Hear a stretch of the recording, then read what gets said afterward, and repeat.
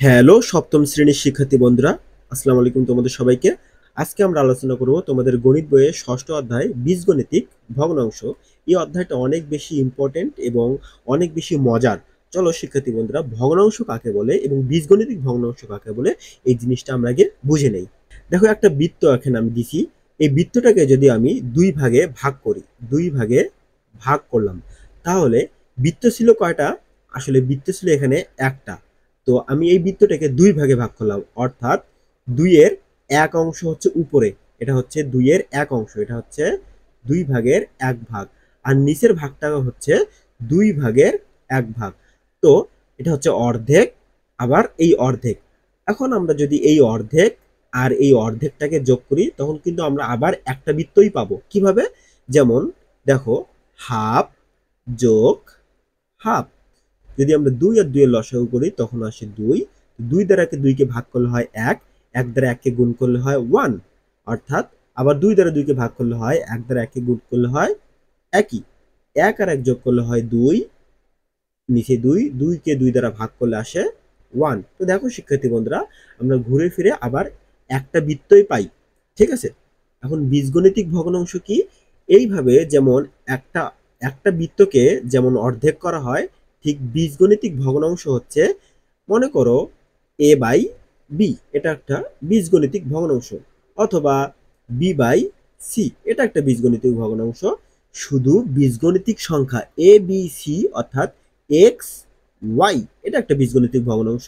এরকম x Y A B এর মাধ্যমে যে ভগ্নাংশগুলোকে প্রকাশ করা হয়, এগুলোকে বীজগণিতিক ভগ্নাংশ বলে। এখন আমরা শিখব সমতুল ভগ্নাংশ কাকে বলে। তোমাদের বইয়ে খুব সুন্দর করে ব্যাখ্যা দেওয়া আছে, এখান থেকেই খুব সহজে জিনিসটা বোঝা যায়। যে দেখো, এটা এক নম্বর চিত্র। এক নম্বর চিত্রে দেখো, এখানে এটা একটা বক্স, এই বক্সটাকে দুই ভাগে ভাগ করা হয়েছে। ঠিক আছে। বক্স কিন্তু এখানে একটা, এটাকে ভাগ করা হয়েছে দুই ভাগে। হ্যাঁ, যে একের অর্ধেক, অর্থাৎ কালো রং করা হয়েছে। হ্যাঁ, একটা, আর নিচে ফাঁকা। আবার এই বক্সটাকে চার ভাগ করা হয়েছে। কয় ভাগ? চার ভাগ করা হয়েছে। দেখো এখানে হাফ হলো কালো রং করা হয়েছে। দুই নং চিত্রে দুই ভাগ, দুই নং চিত্রে চার ভাগের দুই ভাগ, অর্থাৎ এই বক্সটাকে চার ভাগ করে দুই ভাগ কালো করছে, চার ভাগের দুই ভাগ কালো করা হয়েছে। কিন্তু দেখা যায় দুই চিত্রের মোট কালো রং করা অংশ সমান। এই জিনিসটা একেবারে ফালতু হয়েছে, পুরাটাই কাট।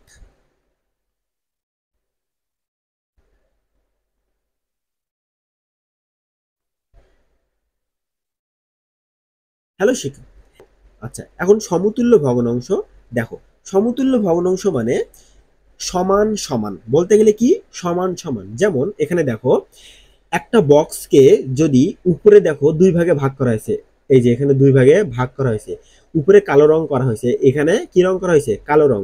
তারপর এই ওই বক্সটাকেই আবার চার ভাগে ভাগ করা হয়েছে, কিন্তু কালো রঙের অংশ কিন্তু উপরেই। দেখো চার ভাগে ভাগ করলে দেখো কালো রঙের অংশ কতটুক, এখানেও যা এখানেও তা, কিন্তু এখানে ভাগ করা হয়েছে দুই ভাগে, অর্থাৎ দুইয়ের এক অংশ কালো, আর এখানে ভাগ করা হয়েছে চারের দুই অংশ কালো, কিন্তু কালো করা অংশের পরিমাণ কিন্তু সমান। শিক্ষার্থী বন্ধুরা, এটাই বোঝানো হয়েছে। অর্থাৎ একটা ভগ্নাংশকে কত ভাগে ভাগ করো করো, যদি ভাগ করা অংশের পরিমাণ সমান থাকে, অর্থাৎ একটা ভগ্নাংশ, অর্থাৎ একটা বক্সকে যদি তুমি কালো আর সাদা রং করো, আর এই বক্সটাকে যদি তুমি 1000 ভাগেও ভাগ করো, কালো রং আর সাদা রঙের অংশের পরিমাণ কিন্তু সমানই থাকবে। এটাই হচ্ছে সমতুল্য। শিক্ষার্থী বন্ধুরা দেখো, যদি একটা ভগ্নাংশ এ বাই বি হয়, আর একটা ভগ্নাংশ হচ্ছে তোমার সি বাই ডি। এখন এই দুইটা ভগ্নাংশকেই যদি লব আর হরকে এক্স দ্বারা গুণ করতেছি, এই যে এক্স, লব আর হরকে এক্স দ্বারা গুণ করতেছি, এক্স, এখানেও এক্স, তাহলে শিক্ষার্থী বন্ধুরা এই ভগ্নাংশের কি কোনো পরিবর্তন হবে?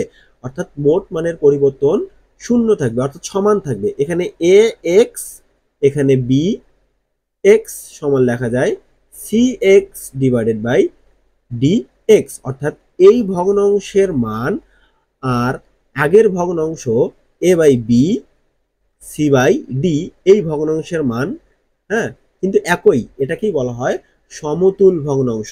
ঠিক আছে, অ্যাকচুয়াল মান একই। উদাহরণ হিসেবে, সংখ্যার হিসেবে যদি আমি বলতে পারি, মনে করো দুই গুণ এখানে 2/4, 2 ইন্টু 1 ডিভাইডেড বাই 2 ইন্টু 2। এই দুইটা ভগ্নাংশকে সমতুল্য ভগ্নাংশ বলা হয়, কারণ অ্যাকচুয়াল মান কিন্তু এখানে 2/4, এখানে লেখা আছে 2 ইন্টু 1, 2 ইন্টু 2। এটাকেই বলা হয় সমতুল ভগ্নাংশ। আশা করি শিক্ষার্থী বন্ধুরা তোমরা সমতুল ভগ্নাংশ বুঝতে পারছো। এখন আমরা জানবো ভগ্নাংশের লঘুকরণ। খুব সুন্দর একটা টপিক।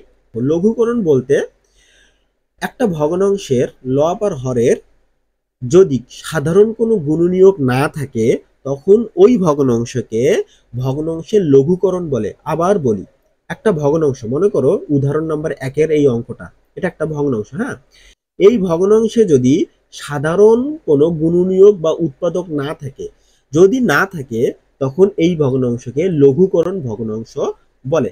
কিভাবে? এখানে দেওয়া আছে 4a² bc divided by 6ab² c।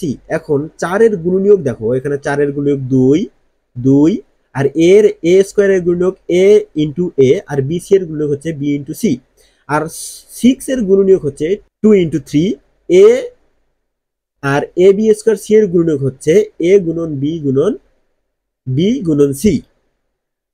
এখন যদি আমরা এখানে 2 আর এই 2 কেটে দেই, a কাটি, তারপর এখানে b কাটি, আর এখানে c কাটি, থাকতেছে কি? শুধু থাকতেছে হচ্ছে 2 ইন্টু a, আর নিচে থাকতেছে 3 ইন্টু b। এই যে 2a/3b এর কিন্তু কার কোনো সাধারণ গুণনীয়ক নেই, সেই জন্য 2a/3b কে ভগ্নাংশের লঘুকরণ বলা হয়। আশা করি শিক্ষার্থী বন্ধুরা তোমরা বুঝতে পারছো। অর্থাৎ একটা ভগ্নাংশের যদি সাধারণ কোনো গুণনীয়ক বা উৎপাদক না থাকে তখন ওই ভগ্নাংশকে লঘুকরণ ভগ্নাংশ বলে। আমরা উদাহরণ হিসেবে আরো একটা অঙ্ক দেখতে পারি, তোমাদের বইয়ে দেওয়া আছে। দেখো উদাহরণ হিসেবে 2 নম্বর উদাহরণ। হ্যাঁ, 2 নম্বর উদাহরণটা লক্ষ্য করলে তোমরা বুঝতে পারবা। এখানে 2 নম্বর উদাহরণ 2a² plus 3ab divided by 4a² minus 9b। এই অঙ্কটা সমাধান করার চেষ্টা করি। এখান থেকে যদি আমরা এই লাইনটা থেকে যদি আমরা দেখো a কমন নেই, যদি a কমন নেই তখন কি থাকে? 2a plus 3b। আর এই 4a² আর 9b² কে কিভাবে লেখা যায়? যে দেখো 2a² আর 9b² কে লেখা যায় 3b²। তার মানে এটা হচ্ছে a, এটা হচ্ছে b। a² মাইনাস b² সূত্র কি? a plus b into a minus b। দেখো শিক্ষার্থী বন্ধুরা, আমরা যখন এখানে a কমন নিছি তখন কিন্তু 2a প্লাস 3b থাকে। এই যে 2a প্লাস 3b আর নিচে 2a প্লাস 3b যদি কেটে দেই, উপরে থাকতেছে a আর নিচে থাকতেছে 2a মাইনাস 3b। এই ভগ্নাংশটার কিন্তু আর কোনো সাধারণ উৎপাদক বা গুণনীয়ক নেই, সেই জন্য উপরের যে অঙ্কটা দেওয়া আছে এটা হচ্ছে এর লঘুকরণের অ্যান্সার। আশা করি শিক্ষার্থী বন্ধুরা তোমরা বুঝতে পারছো। আমরা পরবর্তী ক্লাসে সাধারণ হর বিশিষ্ট ভগ্নাংশ সম্পর্কে আলোচনা করব। যদি তোমাদের ক্লাসটি ভালো লেগে থাকে তোমরা প্লিজ চ্যানেলটি সাবস্ক্রাইব করে রাখো পরবর্তীতে নতুন ভিডিও পাওয়ার জন্য।